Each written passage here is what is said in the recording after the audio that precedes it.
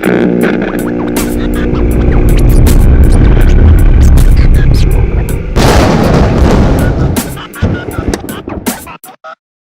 are back. This is week 4 of Halloween month.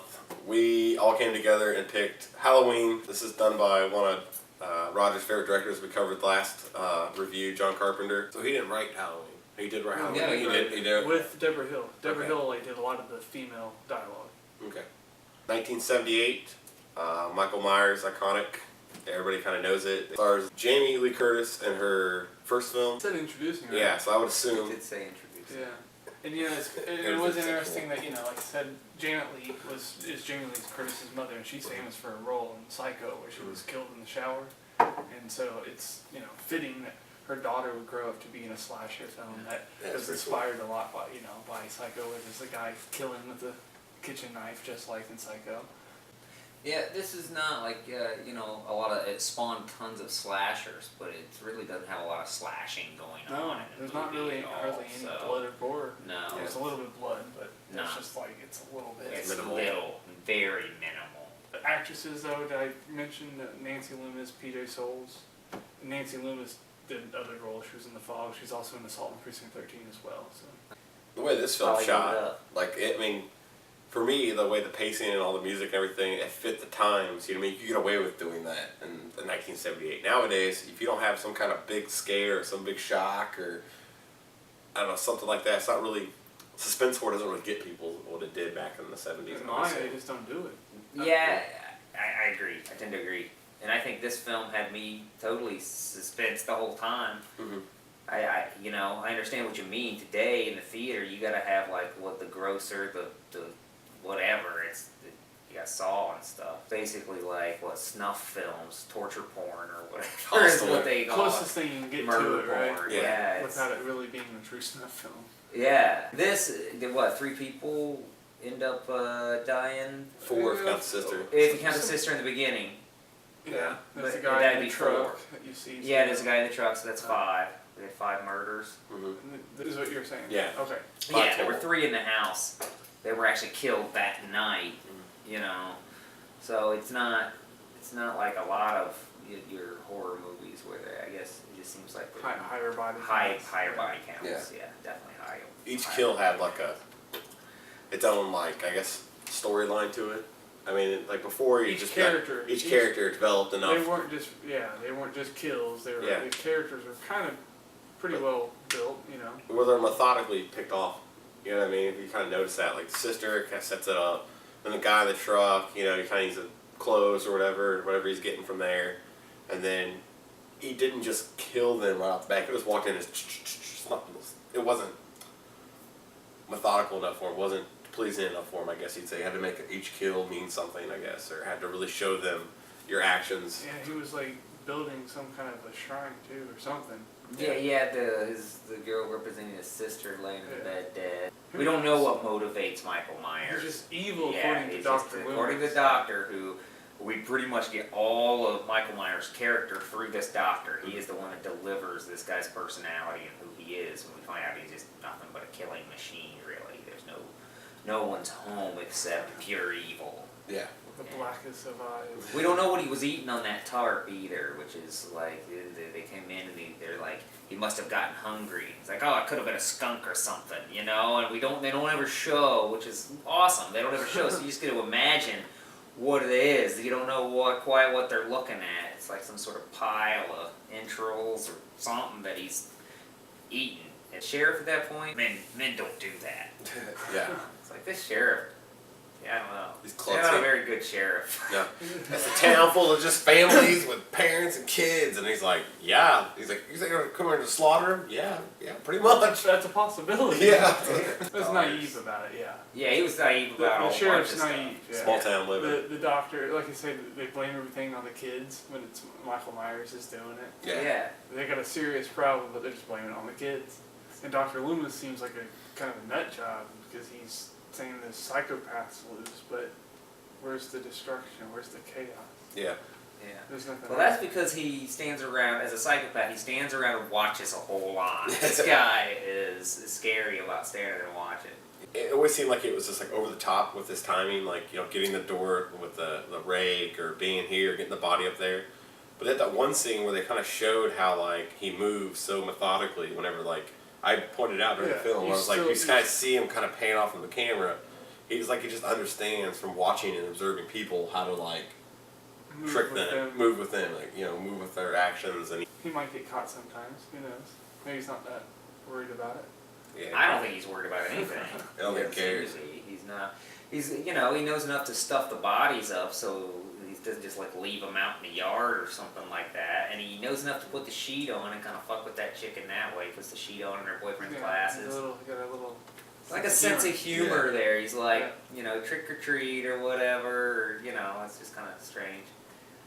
The film is awesome at building suspense, though. That's really what it is a suspense machine. Because really, there's not a ton of action in this, but he has a good way of keeping you on the edge of your seat through just like long builds up. And every time he comes around, you hear this breathing. And so that comes into play more and more as the film goes on. You get this breathing that's going on in the background, like you're inside the mask, and you're just waiting for him. And so everything they pan across, and look at these big pans across these areas of rooms, and like there's a door over here, there's a door here, there's a door here, there's a window here. And because of this breathing, or because of the music, you're just waiting for him to pop out of any one of those holes.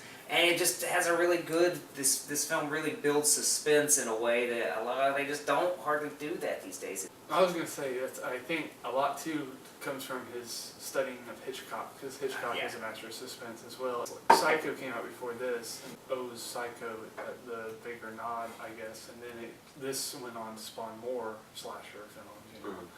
But I would say that's what it is, more or less. It's the Hitchcock, that formula that Carpenter borrowed heavily, you know. And he admits that in other films, like Someone's Watching Me and stuff like that, so. It could be budget too, but he's just excellent. Takes the time and like the confidence in his filmmaking to know that he can do this with his story, with his film. Yeah. Whereas filmmakers nowadays, they don't feel that they can hold the audience for that long, so they don't do that. More gore. It's just, you know, it's a choice that the filmmakers make or the producers make. Yeah, there wasn't a lot of cheap shots in this film. It's not that the audience doesn't go for it, it's that the studios don't want to push it. But film like this will work if done right. Yeah. Obviously. It made $300,000 and it made millions, you know. Still is. It's still making millions. Yeah, it's still making millions. It's on TV. Like hundreds of millions. How about that? Yeah. Every Halloween this movie is on TV. Yeah. Like it's a cash cow. Can't kill the boogeyman. Yeah. He's pretty superhuman. Yeah. He takes a knitting needle to the neck, he takes a knife, hanger to the eye or whatever, and then he takes like 6 shots out a window. Is he just so crazy that he doesn't feel it? Is he just because possessed? Is he truly evil? We don't know. Yeah, that's the thing. Maybe what makes a little kid like stab his sister to death with a knife on Halloween night? Yeah. Now why is Lori dropping the keys off? Because they're gonna sell the house. Somebody needs to come into the house and inspect the house, so she drops the keys off there, and that's how she becomes a target. It's just she does somebody a favor and becomes a target. When they're in the classroom, they're talking about fate, and whether fate's like a faith and fate. Well, no fate. They were saying whether fate was linked to faith, like you could change your fate by being a better person, or is what I think they were saying, or is fate something natural, like air, water, wind, and fire, and earth, like it's those things that are just elements that you can't really, they are. And so fate is what it is, and you cannot change it because it's as constant as those things. Here's what is funny, in the story it is a 6-year-old Michael Myers, but the timeline jumps 15 years. So the timeline wouldn't add up. But it made $70 million on a $325,000 budget. That's pretty crazy. So we have found a little nest egg that nobody knew about in Halloween. Oh, I'm sure everybody knows that. So do you feel this film is kind of like a heart to like super Christian people like, oh, if you do bad, you're going to get taken out. You know what I mean? The boogeyman's going to come get you. And all these kids are doing all this promiscuous stuff. She's still smoking pot, but that's okay. You know what I mean? She's she almost died. Yeah, but she's like the heroine, you know what I mean? They saved like the the goody to survive. Yeah. They were the ones that it wasn't would a be moral more, statement. Yeah, but they were the ones that would be more accessible to him because they're trying to get alone. They're getting rid of the kid, dump the kid off. They were definitely like making themselves isolated. Isolating they themselves because they were want to get it on. or drinking, so they weren't really paying attention. They weren't really aware of what, kind of relaxed about it. They were making themselves perfect victims. Yeah. It was strange for me for him to put on the Halloween, like the sheet and stuff, and have a little joke and a sense of humor because it was like that. He's pure evil. It just seemed out of character to me, from what was built up so far. And I know he didn't have a lot, but he does have more. But he does have enough for that to seem strange to me that he would don a sheet. But he's killing babysitters too, which is what his sister was babysitting him poorly. Very poorly. Yeah. Halloween was good. It had some. It's really good. It's a really good film. It built up the suspense in ways without. I mean. The movie was paced slowly, but it doesn't seem like it's paced slow because of the amount of suspense that's built into it. I guess would be you're able to get away with more like lengthier builds of time before you get to the well, and he money hangs shot. his shots too. Like for a long time.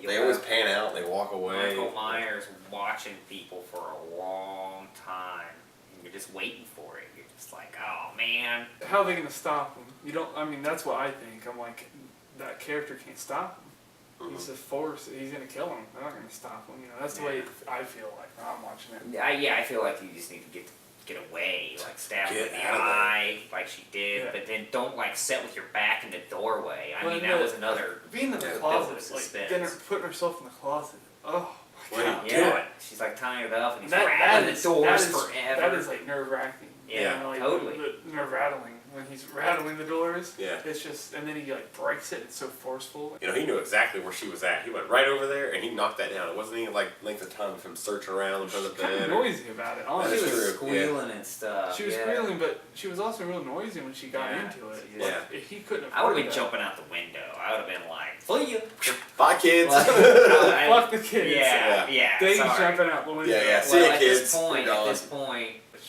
that was Nancy Loomis. Yeah, she deserved to die first, right? She ends up getting her throat cut. She deserved to die first. She gets choked a whole bunch. Yeah. And then he just takes a knife and she gets in. The doors, she realizes that the door's unlocked, and then the window's fogged up, so somebody is like, wait a minute, why is all the windows because she just had to go get her keys because the door was locked. Yeah. And then she comes back and just gets right in. And it's like, as an audience, she doesn't even think about it. You're like, wait a minute. Yeah, and then as soon as she realizes that she's being choked. She's being she tried to honk the horn, which is she sensible, did hit but it sometimes. It didn't do. That's a horrible scene. Like, it's very rough to watch. Well, I think the reason why it takes a while to choke her. He spends his time choking her. Be there 6:30 to do the babysitting. Probably about a half hour later, she brought the kid over there. So 7:38. I don't know though, because the movie gets playing. They play The Thing. Yeah. And then Forbidden Planet plays later. So probably. Well, they didn't have commercial breaks back there on TV. They did. Because it was like, it had that little advertisement, that voice came on. Yeah. Stay tuned to the conclusion. Yeah. Isn't that nifty? John Carpenter, who remade The Thing, in this movie puts The Thing on the television that the children are watching. Yeah. Howard Hawks' The Thing, and he lets The Thing, the show, title sequence burn through. Yeah. Which is exactly the same kind of title sequence he used when he remade it. The same burn through kind of technique. That was cool. Did like that. Donald Pleasance. Let's talk about Donald Pleasance, because Donald Pleasance was a pretty seasoned actor at this point, and I think it was a big deal for him to get him. Well, it was for John to get him onto this film, and it was a bit. He carries the film. Like you said, he tells the story for us of who Michael is. He sells it for us. And he went on to be in like the sequel. He went on to be in 4, 5, and 6. Wow. Jeez. He's Dr. Loomis. He's still going after it. Yeah. He's become his life journey. In the 6th film, he's out in retirement. He comes back. You can tell he's old. It's like Edward G. Robinson in Soylent Green. The guy's he's up there. He's not just playing that role. He is that role. So he's like, I've been chasing Michael Myers my whole fucking life. This is the psychotic bastard. There I go again. I shot this guy 6 fucking times. I stabbed. And now I don't know what else I've done to him since I've seen all his movies. But I'm telling you, I don't know what else it's been hard because he's done some killing, and I've never I'll been tell able to you, get he this does guy. more stuff to him. When Michael Myers kills the people, it doesn't bother me so much. When Michael Myers gets stabbed and poked in the eye, I squirm. I'm like, oh, the eye! It's not so bad when you get choked and sliced. So I mean, like I said, the choking scene is pretty intense. It takes a long time for him to kill her. Killing the dumbass guy, yeah, that doesn't bother me so much. when he gets pinned to the wall. Yeah. He was a douche. Yeah. Not as bad as the pumpkin head douche. That guy. That guy is like, Oh, so far, king douche. King douche. Here's another thing that's interesting that we bring up in Halloween that Rob Zombie remade the film Halloween. The sound bit there's a sound bit taken from Halloween with little kids in the beginning are teasing Tommy Doyle. The boogeyman. The boogeyman is going to get you. He sampled that. Like Rob Zombie took that sound clip of the boys teasing and added it to the beginning of the song I'm Your Boogeyman, which is a remake that he did for one of his albums. Mm-hmm. And then he went on to make Halloween. So that's pretty fitting, you know. Kind of like Carpenter's The Thing and then going on to remake The Thing. Yes, connections everywhere. Love the music. We got to talk about the musical Yeah. score. Simple, carries the highly film. effective. It hits in the right spot. Like, it's off, and you're like, okay, what's happening? And the music hits, you're like, what's about to happen? For me, like, I felt the film was great. You know, before I saw the film, I was like, I didn't really appreciate it, I guess, as much as I did now that I've sat here and watched it with my friends. I know there was at least one cheap shot in the film, and the gutter falls right on the window. Oh, yeah, The smashes. gutter smacks that window. That was a good cheap shot. Got me on that one. And I love that scene when Dr. Loomis is on the phone booth. And The train. And he's talking. Yeah, and you hear the train coming for a while. He's talking, finishes up his conversation, hangs it up. The camera like goes with him as he runs around or walks around and sees his truck like abandoned. And as he goes to inspect it, this train kind of roaring down the tracks. It's just a beautifully timed out scene. Right? Yeah, it's cool. It's hard. I mean, how can you get that scene? It's like you gotta get the train scheduled down to a T. Yes. You know, action. Possibly. Or they just one? they do the talk.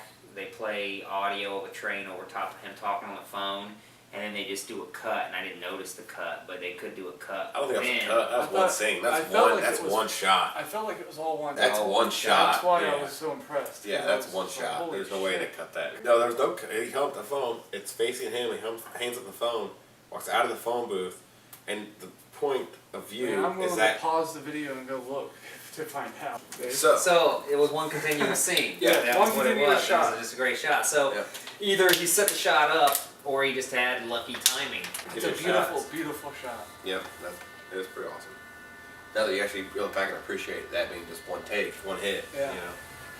And then you got a big train come roaring in right at the right Yeah, Roger put on the full screen version of it by accident, and then I cut the train out. You can't see the train You coming. can't see it. It's all, So- that shot's completely ruined with the full screen. What are you talking about? Those pan and scan editors are awesome. Well, that wraps up our Halloween month. Yeah. So, Roger, how'd you rate this film? You know, watching it tonight, I would say it's a 3. I think it's a really good film. I don't really think it's a great film. I think that if this film wanted to build suspense, it did a great job at it. Doing so much with so little, I'd say it's great. It inspired many other films. It's inspired horror lovers for generations, and it's still relevant. It's still absolutely relevant in our culture, you know, over 30 years later. And so I think that makes it a great film.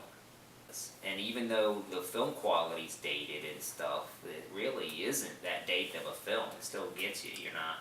Separating it from what it's done, you know, I think it's a 3. But when you take into account what it's done, what it spawned, it does make it a great film. But I think the film itself, by itself, is a 3. I think it's a really good film. That's why I give it by itself, standing alone, 3. Cool. I recommend it. I appreciate the way you described it, though. Yeah. I give it 2 thumbs up. Why do you guys keep me around? We ask ourselves this when you're not around.